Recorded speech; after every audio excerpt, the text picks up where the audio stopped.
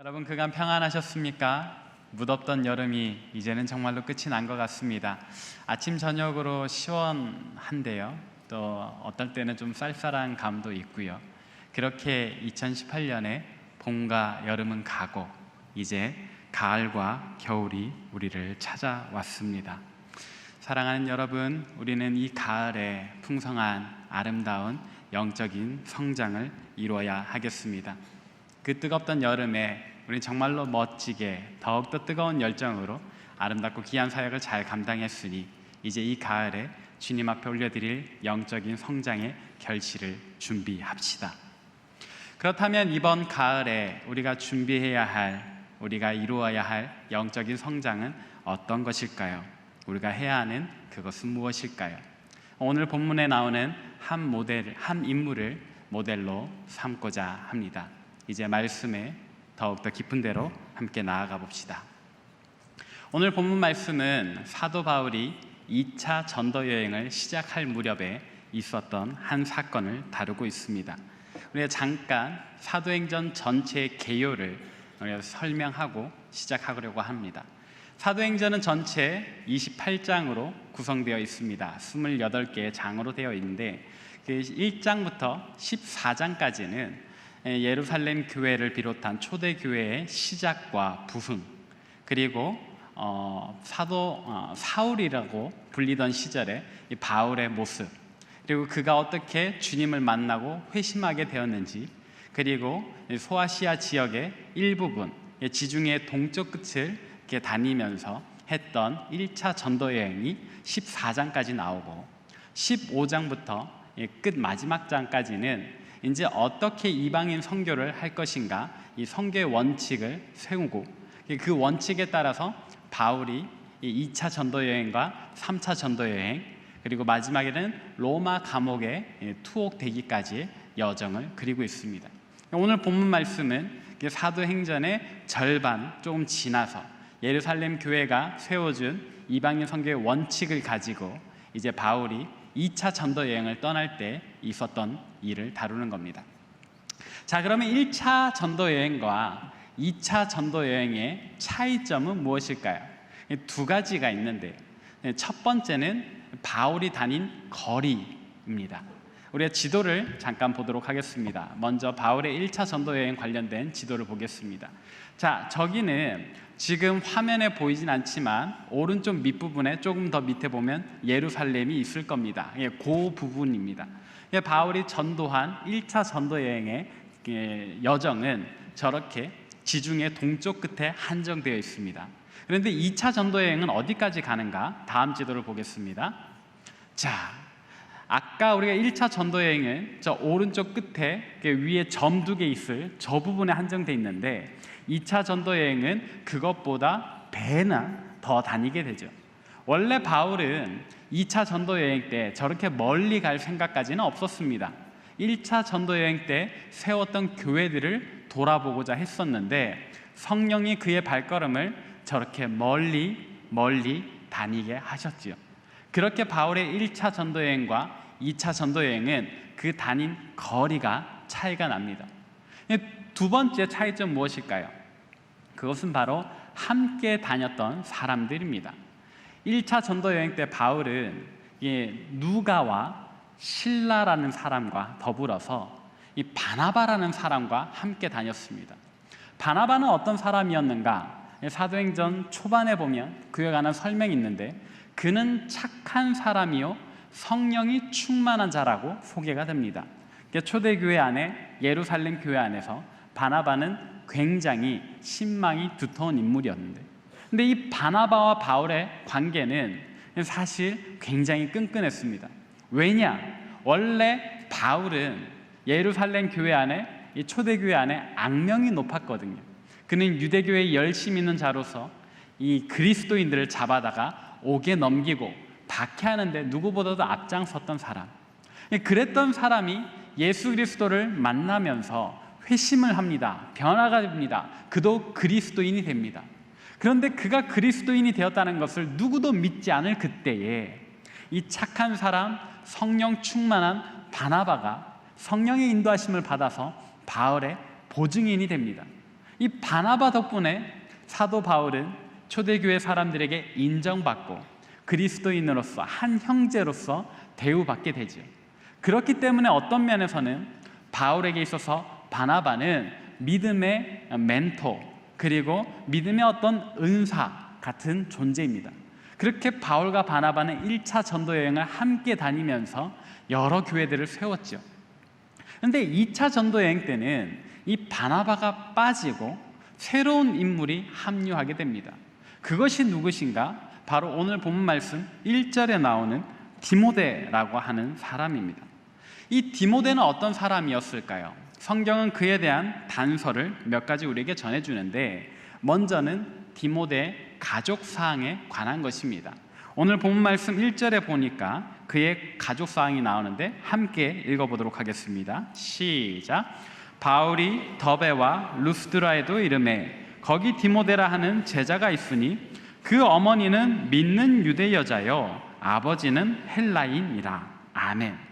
자, 디모데라고 하는 사람의 이름이 사도행전 16장 오늘 본 말씀 1절에 처음 나오는데, 그의 어머니는 믿는 유대 여자요 그의 아버지는 헬라인이라 라고 이야기를 합니다.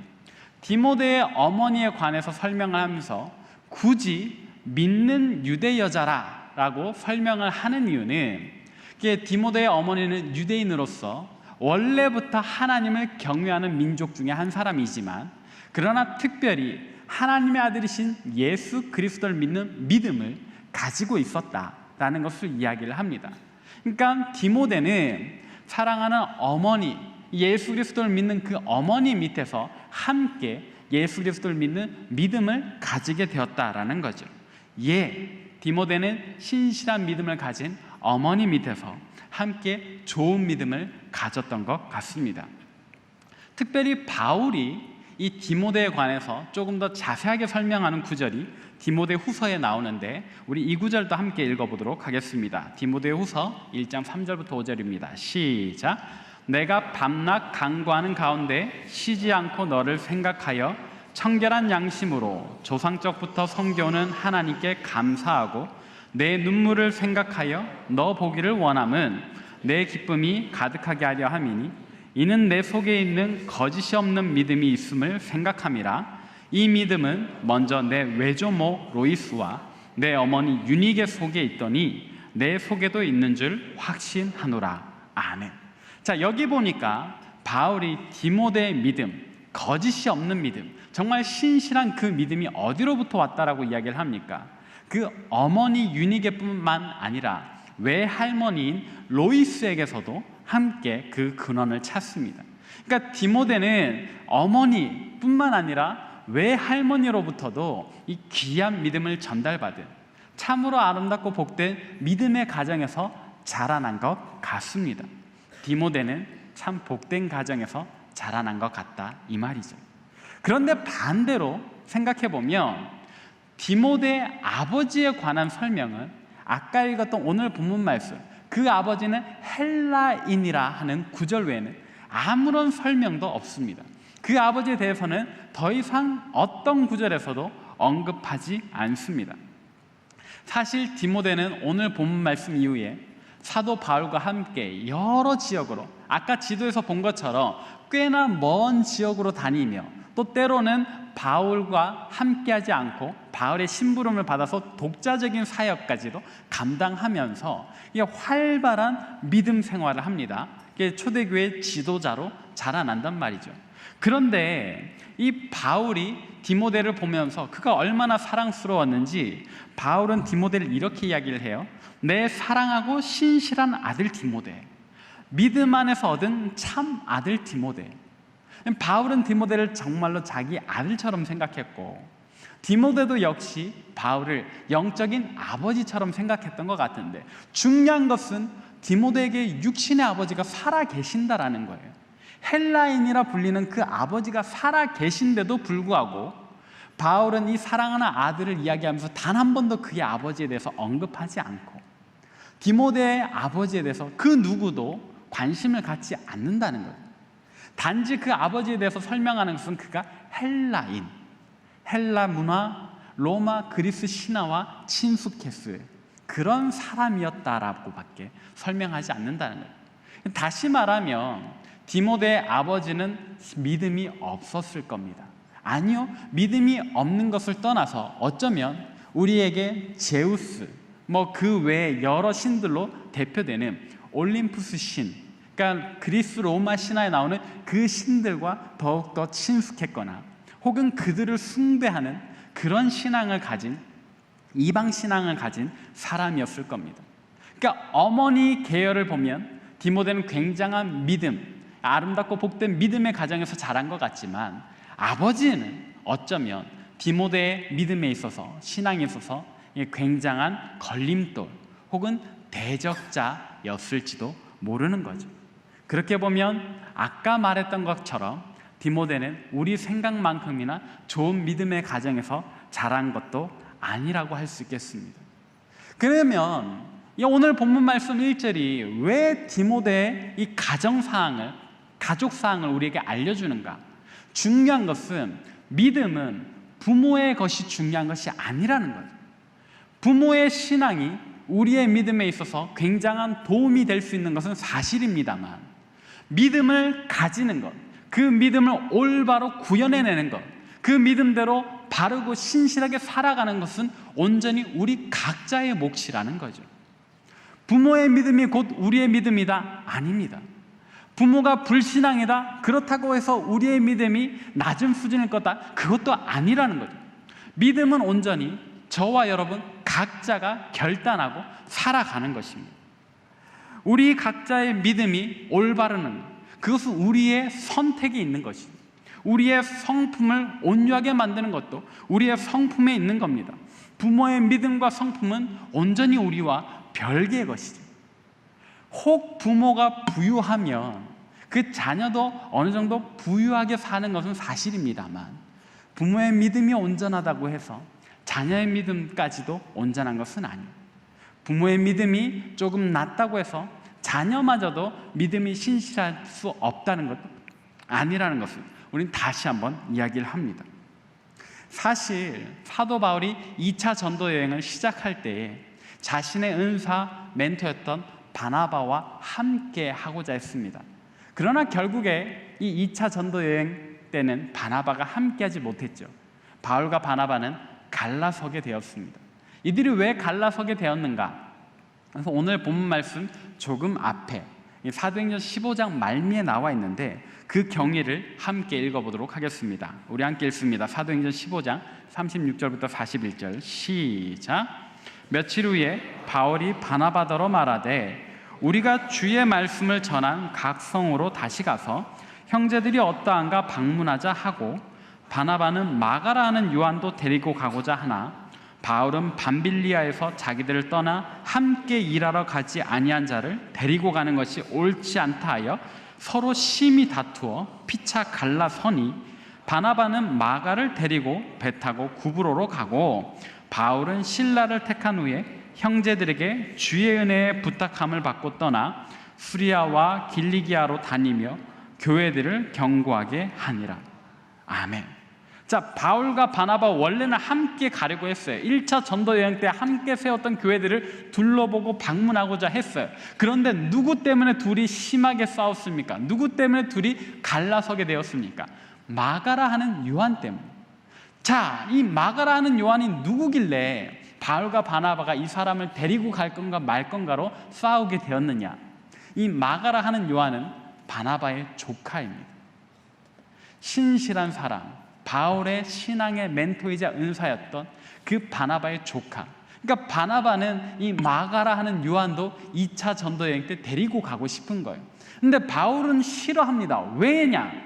그가 1차 전도 여행 때 무슨 이유 때문인지 모르지만 혼자 화가 나서 혹은 마음의 상처를 받아서 그냥 집으로 돌아가 버린 거예요. 함께 전도 여행을 중간에 어떤 일이 있든지 좀 서운하거나 상처받는 일이 있으면 서로 이야기해서 풀 일인데 그걸 풀지 않고 밤빌리아라고 하는 곳에서 그냥 혼자 성을 내버리고는 배 타고 집으로 가버렸다는 거예요. 그 2차 전도 여행 때 바울은 또 그 꼴 못 본다. 나는 저렇게 미성숙한 아이랑 같이 갈 수 없다라고 이야기를 하는 거예요. 이때 당시에 마가라는 요한의 믿음과 성품의 수준은 그 정도였습니다. 바울이 다시 데리고 다니고 싶지 않을 정도. 근데 이 마가라 하는 요한의 가정은 어떤 가정이었을까? 아까 삼촌은 착한 사람이요, 성령이 충만한 사람이요, 바울의 은사였던 바나바이고, 그 어머니는 또 누구인가? 사도행전 초반에 보면 예수 그리스도를 믿는 이 제자들이 함께 기도합니다. 어디서요? 마가의 다락방에서. 거기서 기도하다가 성령이 임재합니다. 제자들이 한날 한시에 급하고 강한 바람과 같이 임하는 성령, 불의 혀와 같이 갈라지는 성령을 받습니다. 그 성령이 임하는 그 놀라운 역사의 현장이 바로 이 마가라는 요한의 집 다락방에서 일어난 일입니다. 이 다락방이라고 하니까 여러분 좀 의아해 하실 수도 있는데요, 우리나라의 다락방과는 좀 달라요. 많은 사람들이 함께 모여서 식사도 하고 연애도 하는 그런 강당 같은 공간을 성경이 다락방이라고 번역했을 뿐, 방금 이야기했던 것처럼 이 마가라는 요한의 집은 굉장히 부자였고, 그 강당 그 2층에서 한 150명이 함께 모여 기도했습니다. 그러니까 그 어머니가 이 초대교회 교인들이 함께 모여서 기도할 곳이 없어 할 때에 기꺼이 자기 집 강당을 내놓고 거기서 함께 기도를 했단 말이에요. 그러니까 마가라는 요한의 어머니도 대단한 믿음을 가진 사람이었습니다. 자, 이 마가라는 요한의 삼촌은 바울의 은사고, 그 어머니는 초대교회의 든든한 조력자로서 성령의 임재 그 현장의 주인공이었습니다. 그러면 마가라는 요한도 대단한 믿음의 가정에서 자랐다는 것인데, 그의 성품은, 그의 믿음은 바울이 다시 상종하고 싶어하지 않을 정도로 저질이었다는 거예요.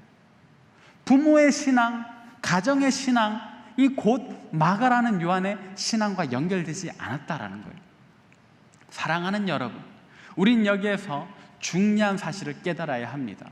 믿음은 온전히 자신의 몫입니다. 믿음은 온전히 우리 각자의 몫입니다. 그렇기 때문에 사람은 누구나 그 자신이 믿음의 1세대가 되는 겁니다.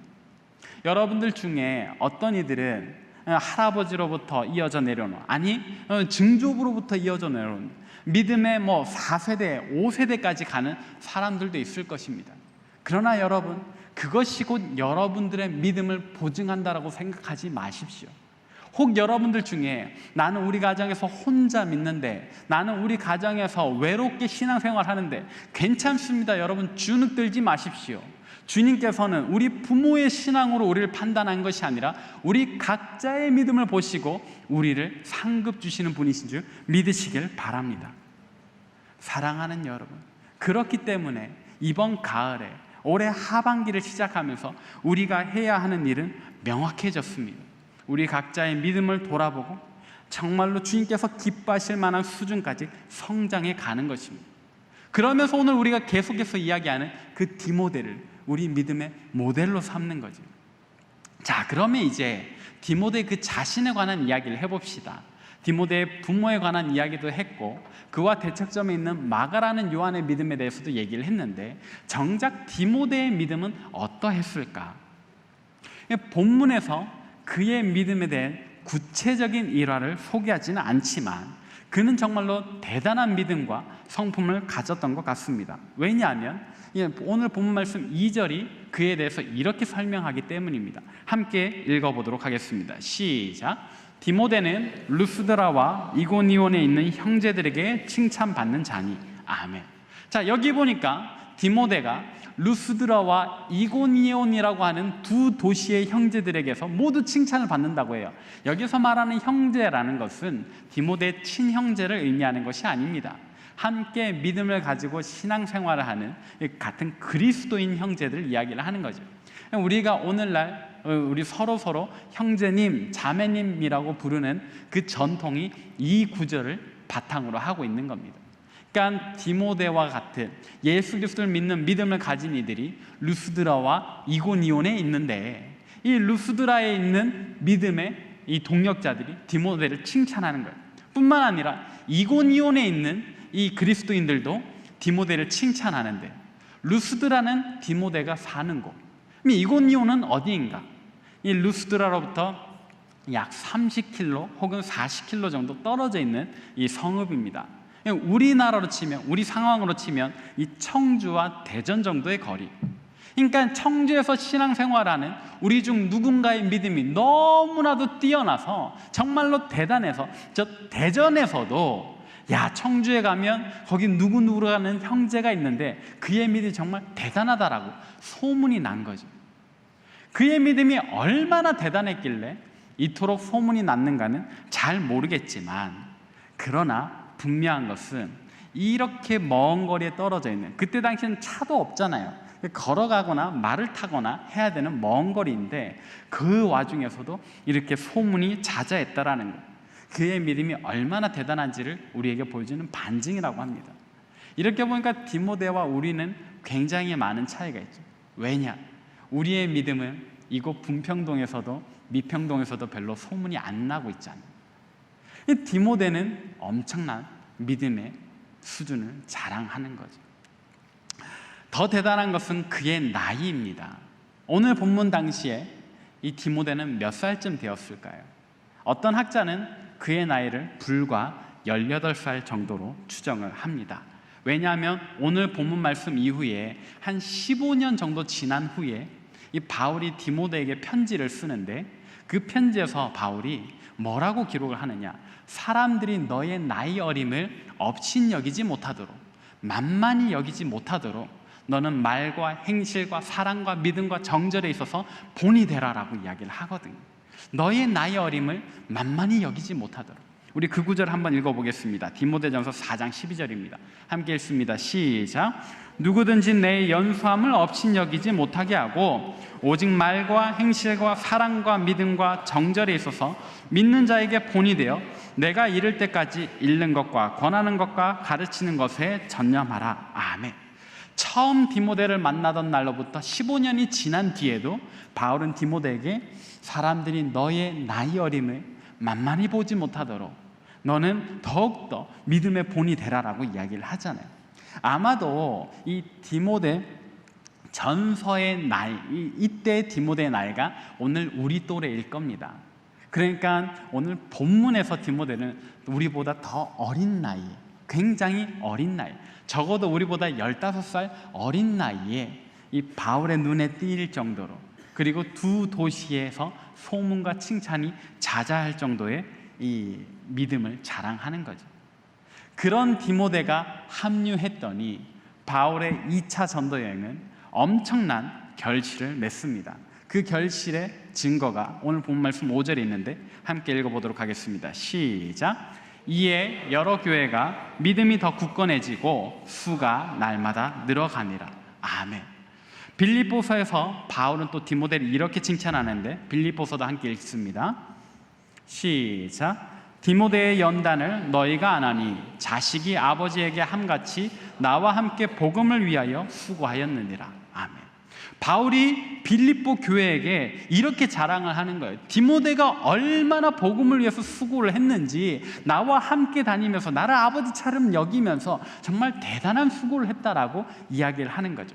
예, 바울의 2차 전도 여행이 그 먼 거리를 다니면서 엄청난 믿음의 결실을 거둘 수 있었던 것은 순전히 디모데의 합류 덕분이었을 겁니다. 그 한 사람의 합류가 얼마나 대단한 결실을 가지고 오게 되었는지 우리가 구체적인 일화를 접하지 않더라도 그의 모습과 이미지를 충분히 알만하죠. 사랑하는 여러분, 저는 오늘 말씀을 통해서 여러분들에게 권면합니다. 우리는 모두 디모데와 같아야 합니다. 우리의 믿음은 참으로 디모데와 같아야 합니다.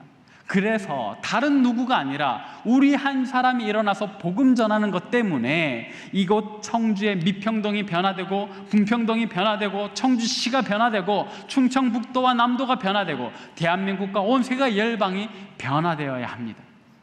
이것을 정말로 하나님의 음성으로 들으시길 바랍니다. 사랑하는 여러분, 나는 할 수 없다라고 여기지 마십시오. 우리보다 어렸을 디모데도 해냈습니다. 우리도 충분히 할 수 있습니다. 여러분, 이것을 남의 이야기로 듣지 마십시오. 디모데는 우리의 믿음의 모델입니다. 우리도 그렇게 되어야 한다, 이 말입니다. 우리의 이야기입니다. 우리 스스로 우리의 믿음과 성품을 가꾸면서 참으로 하나님 앞에 칭찬받을, 마치 바울이 디모데를 빌립보 교회에 대하여 칭찬했던 것처럼 우리도 누군가가, 아니요, 우리 주님께서 우리를 하나님 앞에서 이토록 칭찬하는 역사가 일어나기를 바랍니다.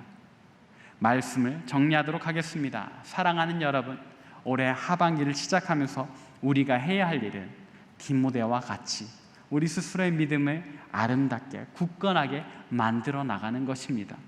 우리 주님께서는 그런 우리를 기대하고 계십니다. 우리 주님께서는 그런 우리를 바라보고 계십니다. 우리가 정말로 디모데와 같이 우리의 나이가 몇 살이든지가 중요한 것이 아니라, 우리 부모의 신앙이 어떠하든지가 중요한 것이 아니라, 우리 각자의 믿음이 온전히 바로 서서 참으로 하나님 앞에 아름답고 귀한 영적인 결실을 올려드릴 만큼 성장하는 것, 주님께서는 오늘 우리에게 그런 믿음을 원하십니다. 사랑하는 여러분, 올해 하반기 우리 각자의 믿음을 점검하시고 내가 어떻게 하면 디모데와 같은 믿음을 가질 수 있을지 고민하시면서 새벽 기술도 나오시고 에스크 금요기도에도 나오시고 여러분 각자의 삶 속에서 말씀도 읽으시면서 그렇게 아름답고 복된 믿음을 가지시길 바랍니다. 그렇게 성장하는 것, 그것이 올해 하반기 우리가 해야 할 일임을 믿습니다. 주님 은혜를 감사합니다. 하나님, 오늘 말씀을 통하여 이제 시작되는 가을과 겨울에 2018년의 마지막까지 우리가 무엇을 해야 할지를 배웁니다. 하나님, 우리 각자의 믿음을 점검하고 참으로 디모데와 같은 다른 모든 믿는 이들의 본이 되는 그런 믿음 갖게 하여 주옵소서. 아버지, 그것을 위하여 우리가 무슨 일을 더 해야 하는지 스스로 고민하게 하시고 또 깨닫게 하시고 결단하고 실천해 나갈 수 있게 도와주옵소서. 하나님, 그렇게 우리가 참으로 이 땅 가운데서 아름답고 복된 소식을 전할 수 있기를 소망합니다. 아버지, 우리를 통해서 이 땅에 무너진 교회들이 다시금 굳건해질 수 있기를 소망하고, 우리를 통하여 하나님이 영광 받으시기를 소망하고, 우리를 통하여 세상의 많은 사람들, 믿지 않던 사람들이 주님께로 돌아오기를 소망하오니, 하나님, 참으로 우리가 그렇게 쓰임받을 수 있도록 우리를 성장시켜 주옵소서. 주님의 도움을 구합니다. 주님의 도구로 쓰임받기를 원합니다. 주님을 찬양하고 주여 우리를 도와주옵소서. 감사를 드리오며 사랑 많으신 우리 구주 예수 그리스도의 이름으로 기도합니다.